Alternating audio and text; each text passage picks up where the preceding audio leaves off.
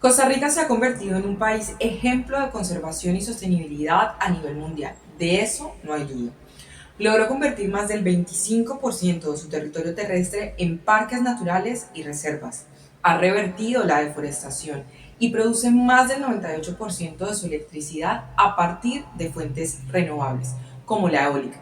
Además, es un país donde el turismo se ha convertido en motor de desarrollo. Aunque Costa Rica se posiciona como un referente internacional en la lucha contra el cambio climático, existe una grieta profunda que pocos ven y que involucra principalmente a las comunidades rurales e indígenas, las más vulnerables, pues el éxito ambiental del país no está llegando realmente a quienes viven en el campo.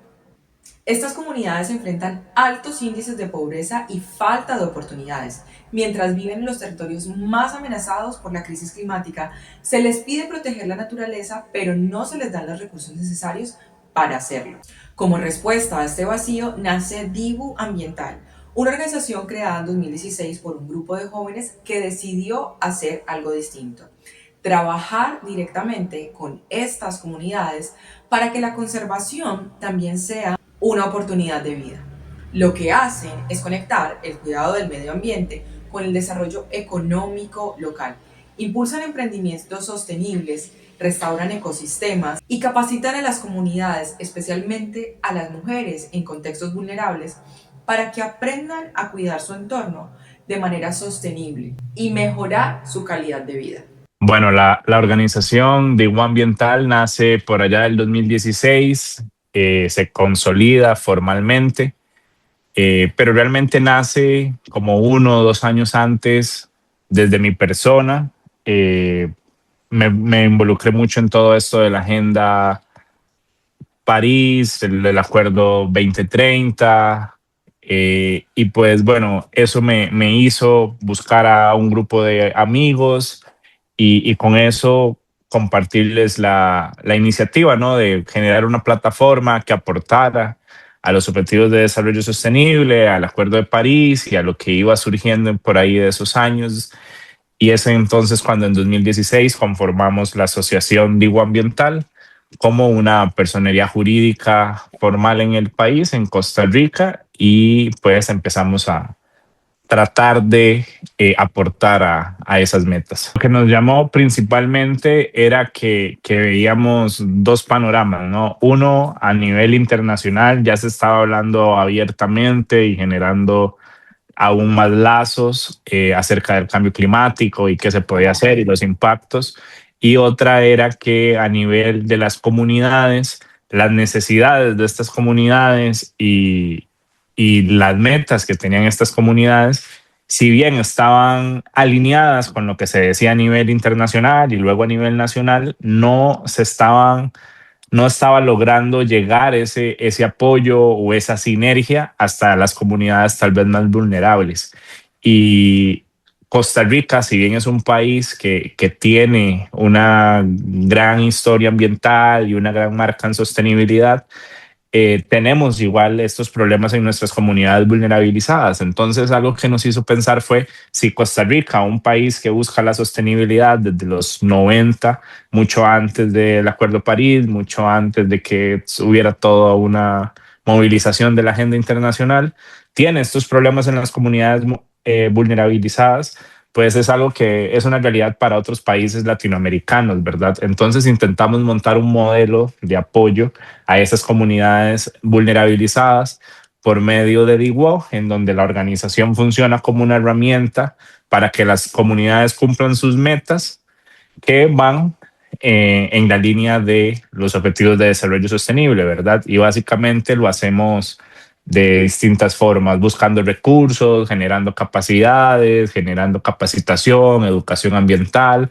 y algo muy importante, restauración del paisaje forestal. Y bueno, entonces un poco es como lo que la organización ha ido desde su crecimiento y esa visión que nos hizo. Entre los principales problemas que enfrentan hoy las comunidades rurales de Costa Rica está la expansión agrícola, que desplaza bosques, concentra tierras y reduce las oportunidades. La falta de empleo deja muchas personas atrapadas en el monocultivo e incluso expuestas a economías ilegales como el narcotráfico. profundizando la desigualdad en territorios donde, aunque existen iniciativas de conservación, los recursos casi nunca llegan a quienes realmente lo necesitan. Bueno, en Costa Rica la ampliación de la frontera agrícola es un tema que ha puesto en jaque en alguna medida las comunidades rurales, principalmente por eh, la acaparación de tierras, la presión sobre el recurso hídrico y el cambio de uso de suelo, ¿verdad? Cambiamos bosque por diversos cultivos.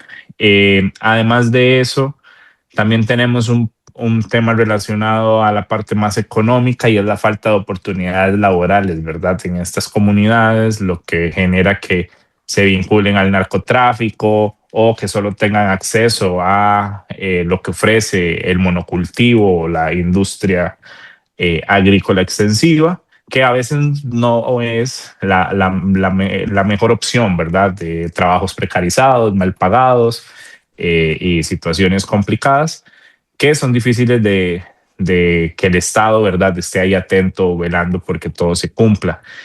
Pero principalmente lo que más hemos visto como una problemática, si bien las comunidades tienen estos temas económicos, sociales, inclusive estas presiones sobre los recursos naturales. El principal problema ahorita es que si bien hay una gran agenda y hay muchos objetivos, hay muchos fondos, hay muchas organizaciones, el recurso sigue sin llegar a estas comunidades, ¿verdad?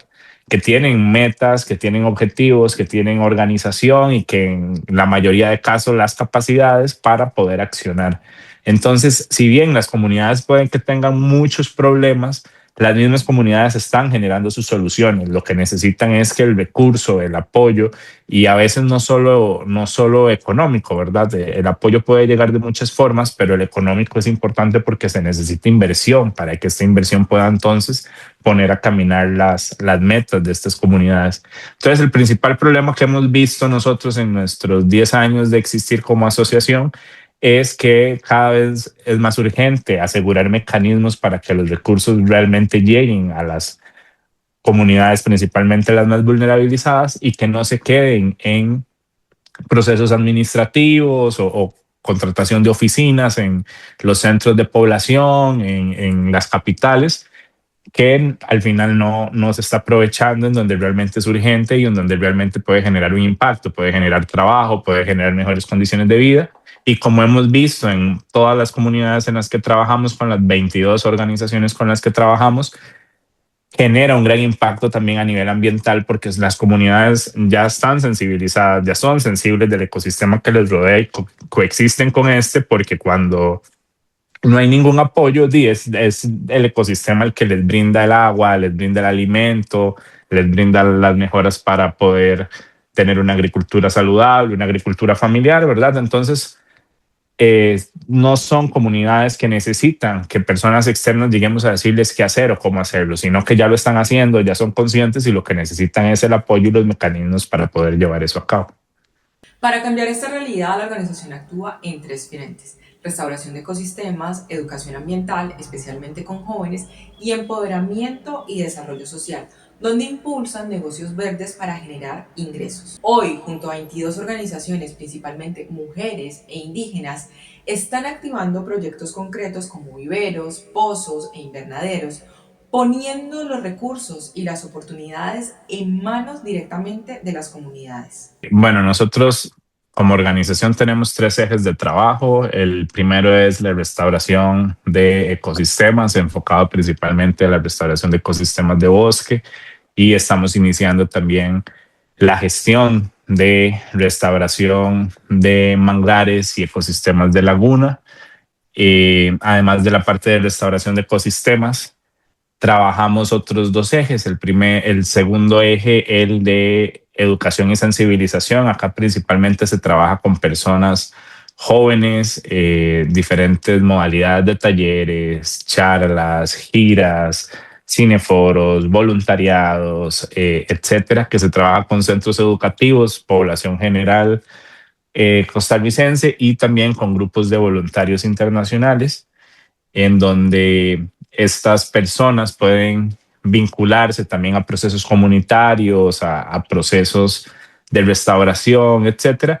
Y nuestro tercer eje, que se enfoca más en la parte de fortalecimiento de capacidades locales, que su objetivo principalmente es poder generar capital no reembolsable para que las organizaciones organizadas por distintos grupos, distintas comunidades, distintos fines económicos puedan verse beneficiadas y entonces invertir estos recursos no reembolsables para fortalecer sus modelos de negocio basados en la naturaleza y también toda la parte de capacitación, acompañamiento, aunque ahorita ya nos encontramos en una segunda etapa de nuestro programa en el cual ya las 22 organizaciones con las que trabajamos ya están en una etapa, por decirlo de alguna forma, de consolidación en la que ya no se les está brindando capacitación, ya no se les está brindando esa parte más de fortalecimiento de capacidades, sino que más bien nos estamos enfocando en poder redirigir recursos para así poner a andar los proyectos que cada una de estas 22 organizaciones con las que trabajamos tiene. Por ejemplo, la construcción de pozos,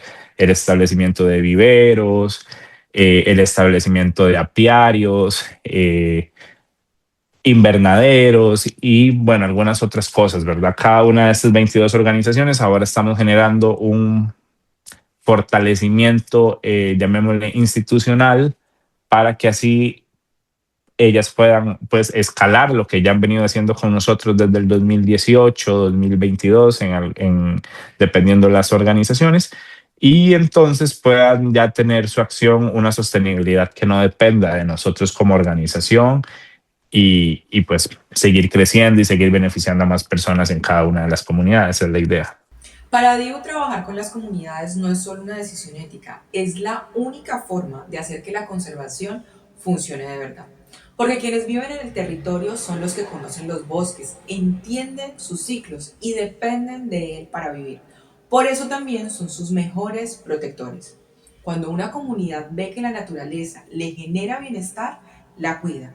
Y al combinar esos conocimientos ancestrales con las herramientas adecuadas, no solo se protegen los ecosistemas, también se generan mejores oportunidades, haciendo que la sostenibilidad deje de ser un discurso y se convierta en una forma de vida digna. No, es fundamental porque para que el ecosistema o los medios de vida se mantengan sanos o funcionando para el bienestar de la biodiversidad y las personas, se requiere que las comunidades o el colectivo de personas que se relaciona con ese ecosistema pues sea consciente del valor que tiene y pues puedan generar una coexistencia entre persona y ecosistema que permita entonces la sostenibilidad y la regeneración también de todo ese impacto negativo que hemos causado, ¿verdad? Entonces, al final las comunidades son fundamentales porque son las que están ahí en el ecosistema, las que dependen del ecosistema.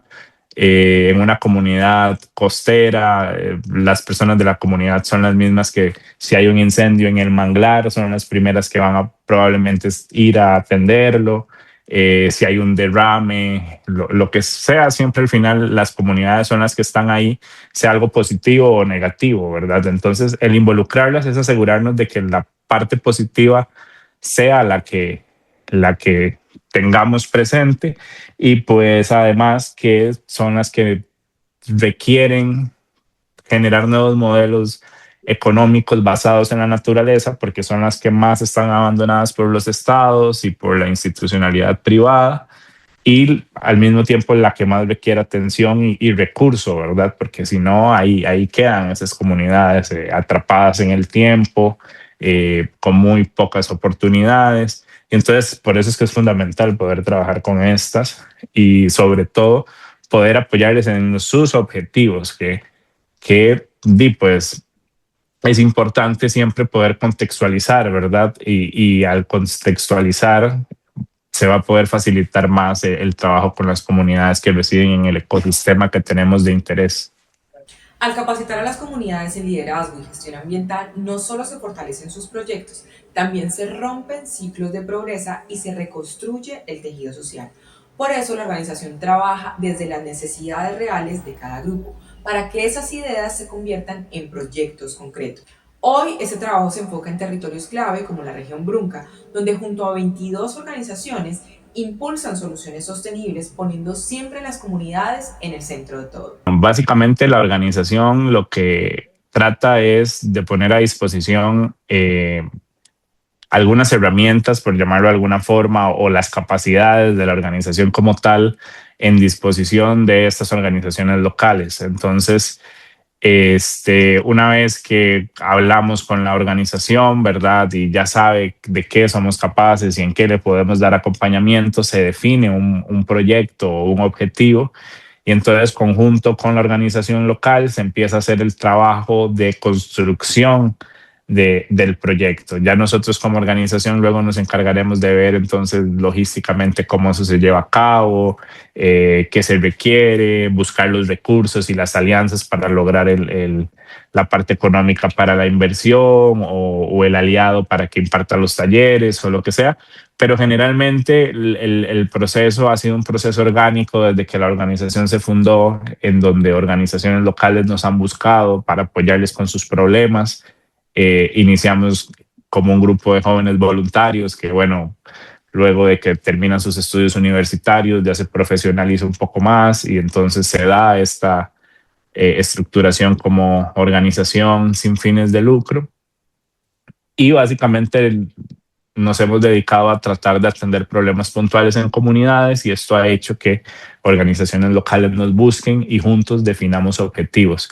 Ahorita la mayoría de estas organizaciones con las que trabajamos están en el área de influencia del Parque Internacional La Amistad, que es uno de los 5 grandes bosques de Mesoamérica, y el Humedal Nacional Terrabasierpe, que es uno de los humedales más importantes del país y Centroamérica.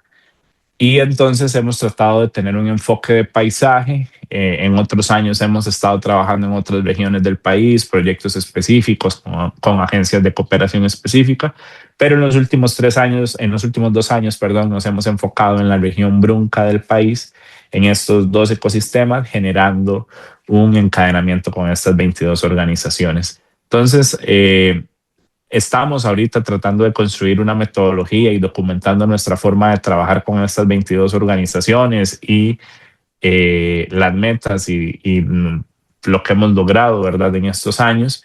Y esperamos, ojalá en un periodo no mayor a 2 años, estar compartiendo una guía sobre esta forma de abordaje.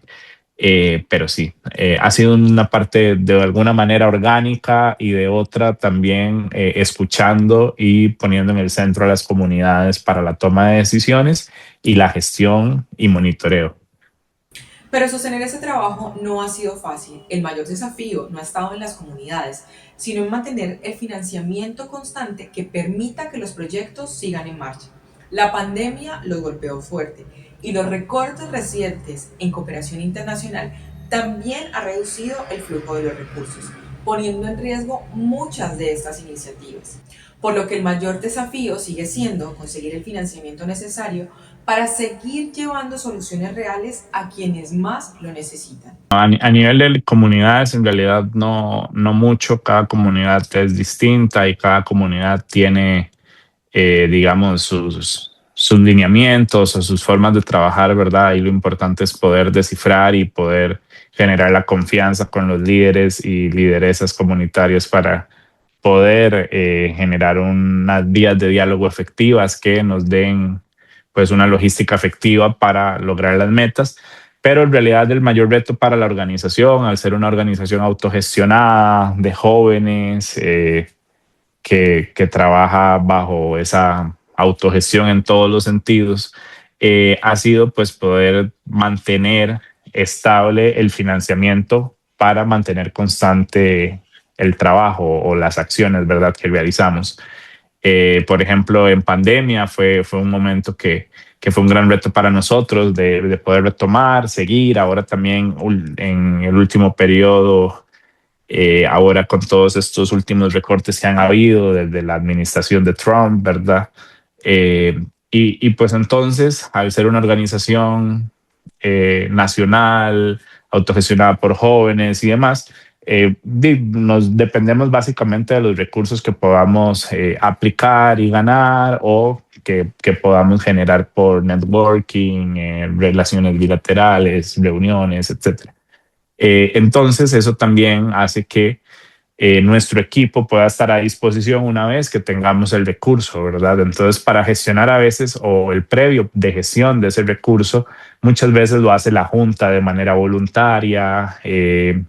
Pasan algunos meses, la cooperación internacional además fluctúa mucho y los procesos burocráticos dependen mucho entre una organización y otra. Entonces, ese ha sido nuestro mayor reto, poder mantener los recursos para mantener una operación al 100 y entonces poder trabajar y generar ese beneficio al 100 en las comunidades. El impacto de esta labor ya es visible, no solamente en los ecosistemas que se restauran, sino en la forma en la que las propias comunidades se relacionan con su entorno. Hoy, muchas familias han encontrado en la sostenibilidad una forma de generar ingresos. A esto se suma un cambio más profundo y visible en las personas, más conocimiento, más liderazgo y más capacidad para tomar decisiones sobre su futuro, haciendo que la conservación no solo sea posible, sino sostenible en el tiempo. Creo que el mayor impacto ha sido la mejora en los ecosistemas presentes en las fincas de estas familias con las que trabajamos, que son cerca de 158 familias, perdón, 258 familias, y se ve que esa gestión del paisaje en cada una de estas fincas y en cada uno de estos territorios ha tenido una mejora, no porque antes no lo hicieran, sino porque ahora está más sistémico, es más consciente lo que se hace, es más constante además. Y también algo muy importante ha sido la parte de encadenamientos productivos y la activación de actividades económicas. Muchas de estas familias que tal vez antes hacían una única cosa, ahora están encadenando dos, tres cosas, está generando vínculos entre personas de una comunidad y otra que intercambian productos, se intercambian clientes y también que hemos logrado, tal vez parece poco, pero de todas esas 258, 259 familias, hemos logrado que una de estas familias pueda ya inclusive no solo verse beneficiada con fondos no reembolsables, sino que ha adquirido un crédito para la compra de un camión y este camión ahora está ayudándole a llevar su agricultura a otros distritos, a otros cantones del país e inclusive permitiéndole llevar el producto de otras de sus compañeras, ¿verdad?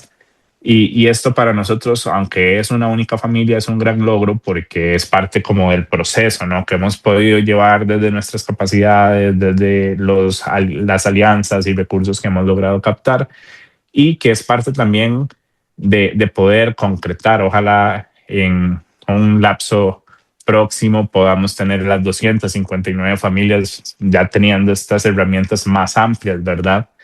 Eh, pero que de pasar de 0 a 259 familias y de 259 familias que se fortalecen, reciben capacitación, apoyo para mejorar sus fincas, etcétera, pueda ya salir una familia que generó la producción necesaria para poder respaldar un crédito siendo de una población vulnerabilizada, bueno, ha sido un gran logro y pues entonces a eso es a lo que la organización en alguna medida busca también llegar con el resto, ¿no? Y una vez que logremos descifrar la receta más sencilla para hacer que eso pase cada vez más fácil y más rápido, pues tratar de llevarlos a otros ecosistemas. Y nos ha pasado mucho cuando hemos podido conversar con representantes de institución pública que mantienen relaciones o reuniones o procesos con estos grupos organizados, que en su mayoría trabajamos con grupos de mujeres, mujeres indígenas, campesinas, costeras. Y entonces nos han comentado muchas veces las instituciones que ahora también los grupos organizados y los representantes de estos grupos mantienen una conversación o una discusión mucho más técnica, mucho más fluida en estos temas, ¿verdad? Entonces ha permitido o nos ha permitido ver, digamos, que los procesos que han habido de capacitación, que han buscado fortalecer las capacidades, pues se ha logrado. Tal vez la organización como tal no ha contado con los recursos para poder hacer un proceso exhaustivo de monitoreo en donde se pueda evaluar a fondo, más allá de lo que han realizado nuestros financiadores, ¿verdad? En cada uno de los ciclos de proyecto que hemos manejado en estos 10 años. Sí, sí es visible y sí las familias y las personas beneficiarias inclusive también lo reconocen, de que si bien antes había un interés, si bien antes habían también capacidades, ha permitido cierta tecnicidad o profesionalización también de lo que las familias ya hacían como parte de su día a día. Entonces ya no es una familia que intenta hacer agricultura, no, ya es una familia de agricultores que maneja un sistema agroforestal de cacao con especies maderables en X, Y especie, que tiene un enfoque también en ecoturismo, entonces tiene un sendero de aves en donde ya las personas nos pueden decir las especies que ven ahí, en donde ya las personas nos pueden decir, bueno, cómo sacan los costos de sus distintos clientes, cómo llevan el registro de sus ingresos e egresos, cómo hizo el registro ante el Ministerio de Agricultura y cómo lo tienen que estar haciendo cada año. Y bueno, son cosas como más en su cotidianidad que se ha podido fortalecer, ¿verdad? Porque a veces nos enfocamos en cosas muy profundas, pero tal vez lo que necesitamos para avanzar es poder estructurar ese día a día, que nos va a tocar llevarlo día a día. Y pues entonces en eso nos hemos enfocado y también los resultados en la restauración de la cobertura principalmente forestal, que éramos lo que hemos trabajado estos años anteriores, es evidente también las mejoras que han habido en los sitios en donde hemos estado. Lamentablemente a nivel de paisaje, se ha visto una gran afectación y una reducción de la cobertura forestal a nivel de toda la región Brunca y las zonas costeras del país, pero las fincas de las familias en las que trabajamos, las familias de Crunchurín, de Boruca, de las fincas de Palmar, etcétera, ha habido un aumento en esa cobertura. Entonces, más bien nos ha permitido también ver ese cambio de visión, lamentablemente, entre personas que no son sensibles, ¿verdad?, al ecosistema y al ambiente y el desarrollo que hacen y las comunidades y familias aliadas con las que trabajamos que buscan más bien un desarrollo sostenible que sustente, pues sí, las necesidades de su familia, pero que no afecte al entorno. Para Diego, el verdadero cambio empieza cuando las personas dejan de ser espectadoras y pasan a ser protagonistas. Por eso su mensaje es claro. No se trata solo de apoyar causas como estas, sino de estar en los espacios donde se decide el futuro, levantando la voz o eligiendo a quienes realmente representen a las poblaciones. Porque si las decisiones siguen estando lejos de quienes viven los problemas, nada va a cambiar. Hoy, más que nunca, se necesitan líderes que actúen, que representen a los más vulnerables y que conviertan las promesas en acciones reales. A mí me parece que en estos tiempos lo más fundamental es poder vincularnos a procesos políticos o de toma de decisiones, porque estamos en momentos en donde, pues sí, probablemente hay muchas personas como nosotros que está haciendo, ¿no? Pero al final, por más que estemos haciendo, los tomadores de decisiones y donde están pasando las cosas que realmente importan, no están siendo conscientes como tal vez sí lo están siendo en las comunidades en las que trabajamos, en nuestra organización, nuestros aliados o las personas que nos van a estar leyendo, viendo, qué sé yo. Entonces, creo que cada vez es más importante que podamos estar en esos espacios y no solo como observadores, que es lo que generalmente la sociedad civil ha estado, ¿no? En espacios como la COP, como otros, en donde siempre tenemos espacios de observadores, sino que ya necesitamos tener espacios de tomadores de decisiones, ¿no? En donde las poblaciones más vulnerabilizadas puedan tener voz, puedan tomar decisiones y que no todo siga la línea nada más del beneficio económico o la cuantificación económica. Y ahora con todas estas declaraciones de los medios, de la banca, ¿no? En donde la agenda woke ya se termina y se viene abajo, pues es complejo, ¿no? Creo que simplemente es una representación de lo complejo que está ahorita la situación internacional y de que estamos con una mentalidad de sálvese quien pueda, pero es justamente por eso que necesitamos involucrarnos en donde se toman las decisiones y si no nos involucramos en donde se toman las decisiones, pues entonces votar porque llegue la mejor persona a estos puestos y roles, ¿verdad? Pero sí, creo que ya a 10 años inclusive del Acuerdo París, creo que es evidente que cada vez se ponen más lejanas las metas, ¿verdad? Entonces creo que cada vez también entonces es más urgente que tomemos las acciones que se requieren y que dejemos el diálogo y pasemos más a la acción y a tomar las decisiones en bienestar de todos. Entonces, pues sí, creo que ese es un poco mi mensaje de cierre. Si no llegamos a donde se están tomando las decisiones, van a seguir recortes en presupuestos, van a poner cada vez más trabas en estos procesos de sostenibilidad, de cambio climático, de adaptación. Y pues al final los que vamos a vernos más afectados va a ser la mayoría de la población. Entonces sí, creo que es importante que nos podamos involucrar, es importante que se pueda apoyar a los procesos comunitarios y sobre todo es importante que apoyemos a líderes que estén pensando por el bienestar de todos, ¿verdad? Mientras tanto, Dibu seguirá avanzando con el foco puesto en las comunidades, la protección del ambiente y la generación de oportunidades, entendiendo que el desarrollo y la conservación van de la mano. Por eso este año buscan iniciar una nueva etapa en la región Brunca, documentar lo logrado para amplificar su impacto y al mismo tiempo abrirse a nuevos aliados para seguir creciendo y llegar a más personas. Porque al final no se trata solo de salvar ecosistemas, sino de cambiar el destino de quienes viven en ellos para garantizar un mejor futuro. Recuerda suscribirte a nuestro canal de YouTube y visitar nuestro sitio web para conocer más historias con impacto. Además, nos puedes seguir a través de nuestras redes sociales.